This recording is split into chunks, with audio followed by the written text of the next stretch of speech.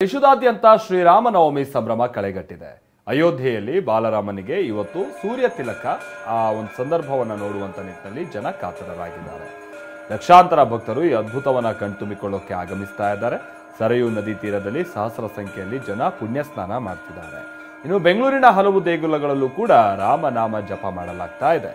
ರಾಜಾಜಿನಗರದ ರಾಮ ಮಂದಿರದಲ್ಲೂ ವಿಶೇಷ ಪೂಜೆ ಪುನಸ್ಕಾರ ನೆರವೇರ್ತಾ ಇದ್ದು ಭಕ್ತಗಣ ರಾಮನ ದರ್ಶನ ಪಡೆದು ಪುನೀತರಾಗ್ತಿದ್ದಾರೆ.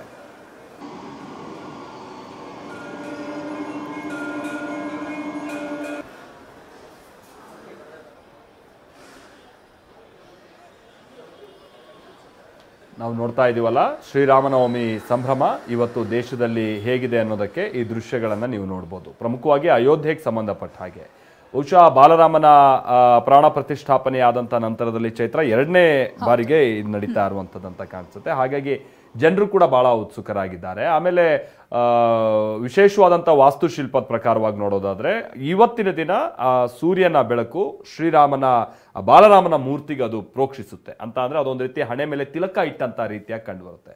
ಹೀಗಾಗಿ ಜನ ಸರಯೂ ನದಿಯಲ್ಲಿ ಮಿಂದು ಈ ಅದ್ಭುತ ಕ್ಷಣವನ್ನ ಕಣ್ತುಂಬಿಕೊಳ್ಳೋಕೆ ಅಲ್ಲಿ ಕಾತರರಾಗಿದ್ದಾರೆ. ರಾಮನವಮಿ ದಿನ ನಾನು ಇಲ್ಲಿ ಬಂದಿರೋದು ನಂಗೆ ತುಂಬ ಖುಷಿ ಆಗಿದೆ. ಈ ಆಂಬಿಯನ್ಸ್ ನಂಗೆ ತುಂಬ ಖುಷಿ ಕೊಟ್ಟಿದೆ. ರಾಮನ ಸನ್ನಿಧಿಗೆ ಬಂದಿದ್ದೀನಿ ಅಂತಂದರೆ ನನ್ನ ಮನಸ್ಸಿಗೆ ಒಂಥರ ನೆಮ್ಮದಿ ಇದೆ. ತುಂಬ ಖುಷಿ ಆಗ್ತದೆ ಎಲ್ಲ ನೋಡಿ. ನಮ್ಮ ಸಂಸ್ಕೃತಿ ನಮ್ಮ ಕಲ್ಚರ್ನ ನಾವು ಯಾವತ್ತೂ ಬಿಡಬಾರ್ದು. ರಾಮನೇ ನಮಗೆಲ್ಲ, ಹಾಗಾಗಿ ನಾವು ಅವ್ರ ಆರಾಧನೆ ಮಾಡೋದನ್ನ ಯಾವತ್ತೂ ಬಿಡಬಾರ್ದು. ರಾಮನವಮಿ ದಿನ ನಾನು ಇಲ್ಲಿ ಬಂದಿರೋದು ನಂಗೆ ತುಂಬ ಖುಷಿ ಆಗಿದೆ. ಈ ಆಂಬಿಯನ್ಸ್ ನಂಗೆ ತುಂಬ ಖುಷಿ ಕೊಟ್ಟಿದೆ. ರಾಮನ ಸನ್ನಿಧಿಗೆ ಬಂದಿದ್ದೀನಿ ಅಂತಂದರೆ ನನ್ನ ಮನಸ್ಸಿಗೆ ಒಂಥರ ನೆಮ್ಮದಿ ಇದೆ. ತುಂಬ ಖುಷಿ ಆಗ್ತದೆ ಎಲ್ಲ ನೋಡಿ. ನಮ್ಮ ಸಂಸ್ಕೃತಿ ನಮ್ಮ ಕಲ್ಚರ್ನ ನಾವು ಯಾವತ್ತೂ ಬಿಡಬಾರ್ದು. ರಾಮನೇ ನಮಗೆಲ್ಲ, ಹಾಗಾಗಿ ನಾವು ಅವ್ರ ಆರಾಧನೆ ಮಾಡೋದನ್ನ ಯಾವತ್ತೂ ಬಿಡಬಾರ್ದು. ರಾಮನವಮಿ ದಿನ ನಾನು ಇಲ್ಲಿ ಬಂದಿರೋದು ನಂಗೆ ತುಂಬ ಖುಷಿ ಆಗಿದೆ. ಈ ಆಂಬಿಯನ್ಸ್ ನಂಗೆ ತುಂಬ ಖುಷಿ ಕೊಟ್ಟಿದೆ.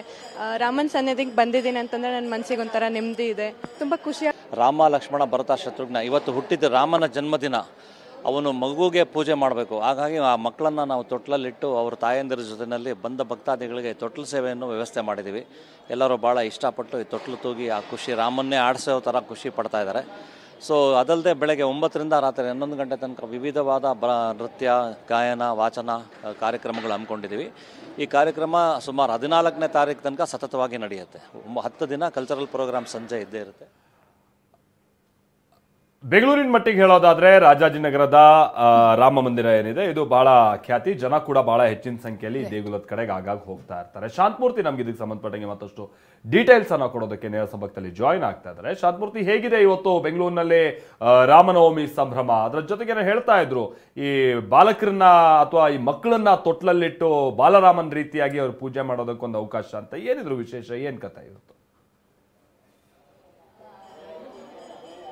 ಎಸ್ ಮಾಲ್ತೇಸ್, ಈಗಾಗಲೇ ಏನು ಸಿಲಿಕಾನ್ ಸಿಟಿಯಲ್ಲಿ ರಾಮನವಮಿಯ ಸಂಭ್ರಮ ಮನೆ ಮಾಡಿರುವಂಥದ್ದು. ಅದರಲ್ಲೂ ರಾಜಾಜಿನಗರದ ರಾಮ ಮಂದಿರದಲ್ಲಿ ವಿಶೇಷವಾಗಿ ಇವತ್ತು ಪೂಜೆ ನೆರವೇರ್ತಾ ಇದೆ. ಸದ್ಯ ಗಮನಿಸ್ತಾ ಇದ್ರೆ ಈ ಒಂದು ತೊಟ್ಟಿಲಲ್ಲಿ ಭರತ, ಶತ್ರುಘ್ನ ಹಾಗೆ ರಾಮ ಲಕ್ಷ್ಮಣರ ಬಾಲಮೂರ್ತಿಗಳನ್ನ ಇಟ್ಟು ತೊಟ್ಟಿಲು ಸೇವೆಯನ್ನು ನೆರವೇರಿಸೋದು ಇಲ್ಲಿಯ ವಿಶೇಷತೆಯಾಗಿ ಕಂಡು ಬರ್ತಾ ಇದೆ. ಸದ್ಯ ಗಮನಿಸ್ತಾ ಇದ್ದೀರಾ, ತೊಟ್ಟಿಲುಗಳನ್ನು ಇಟ್ಟು ಅದರ ಹಿಂಭಾಗದಲ್ಲಿ ಅವರ ತಾಯಂದಿರ ಮೂರ್ತಿಗಳನ್ನ ಕೂಡ ಪ್ರತಿಷ್ಠಾಪನೆ ಮಾಡಲಾಗಿರುವಂಥದ್ದು. ಇಲ್ಲಿ ಬರುವಂತ ಭಕ್ತರು ತೊಟ್ಟಿಲನ್ನ ತೂಗಿ ಬಾಲರಾಮನನ್ನ ತೂಗುವ ಮೂಲಕ ನಮನವನ್ನ ಸಲ್ಲಿಸ್ತಾ ಇದ್ದಾರೆ. ಇದು ಇವತ್ತಿನ ಒಂದು ರಾಮನವಮಿಯ ವಿಶೇಷ ಅಂತ ಹೇಳ್ಬೋದು. ಜೊತೆಗೆ ಈಗಾಗಲೇ ಆ ದೇವಸ್ಥಾನದಲ್ಲಿ ಮತ್ತೊಂದು ವಿಶೇಷತೆ ಅಂದ್ರೆ ಶ್ರೀರಾಮನ ಅಯೋಧ್ಯೆಯ ಮಂದಿರ ಏನಿದೆ ಅದರ ಮೂರ್ತಿಯನ್ನ ಕೂಡ ಇಲ್ಲಿ ಪ್ರತಿಷ್ಠಾಪನೆ ಮಾಡಿರುವಂಥದ್ದು. ಅಂದ್ರೆ ಅದೇ ರೀತಿಯಲ್ಲಿ ಒಂದು ಮಾದರಿಯನ್ನ ಇಲ್ಲಿ ಪ್ರತಿಷ್ಠಾಪನೆ ಮಾಡೋ ಜೊತೆಗೆ ರಾಮನ ಮೂರ್ತಿಯನ್ನ ಇಡೋ ಮೂಲಕ ರಾಮನ ದರ್ಶನಕ್ಕೆ ವ್ಯವಸ್ಥೆಯನ್ನ ಮಾಡಿದ್ದಾರೆ. ಜೊತೆಗೆ ಬೆಳಗ್ಗೆಯಿಂದ ಕೂಡ ಸಾಕಷ್ಟು ಸಂಖ್ಯೆಯಲ್ಲಿ ಭಕ್ತರು ಬಂದು ಶ್ರೀರಾಮನ ದರ್ಶನವನ್ನ ಪಡಿತಾ ಇದ್ದಾರೆ. ಈಗಾಗಲೇ ದೇವಸ್ಥಾನಕ್ಕೂ ಕೂಡ ವಿಶೇಷ ಅಲಂಕಾರಗಳನ್ನ ಮಾಡೋ ಜೊತೆಗೆ ಪೂಜೆ ಭಜನೆಗಳು ಕೂಡ ನೆರವೇರ್ತಾ ಇದೆ. ಈಗಾಗಲೇ ರಾಮನಾಮ ಸ್ತುತಿಯನ್ನ ಕೂಡ ಭಕ್ತರು ಇಲ್ಲಿ ಮಾಡ್ತಾ ಇರುವಂತದ್ದು. ಮತ್ತೊಂದು ಕಡೆಯಲ್ಲಿ